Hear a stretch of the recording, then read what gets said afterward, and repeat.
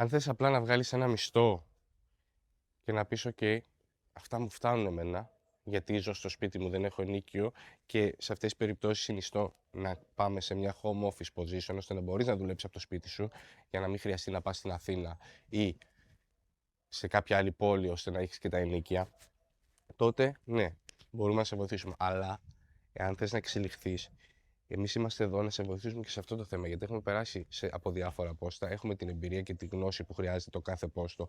Γιατί ξέρετε ποιο είναι το σημαντικό? Να γνωρίζετε εσείς ότι δεν πρέπει να ξέρεις και όπως και δίποτε από Excel ή Word ή κάποια άλλα προγράμματα. Αυτά μαθαίνονται. Αυτά μπορούμε να τα μάθουμε και μαζί.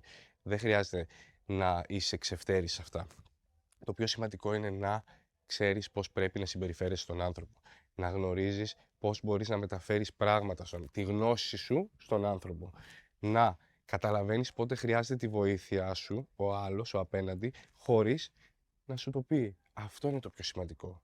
Να επικοινωνείς με ανθρώπους και όχι με αριθμούς. Τους αριθμούς τους μαθαίνεις.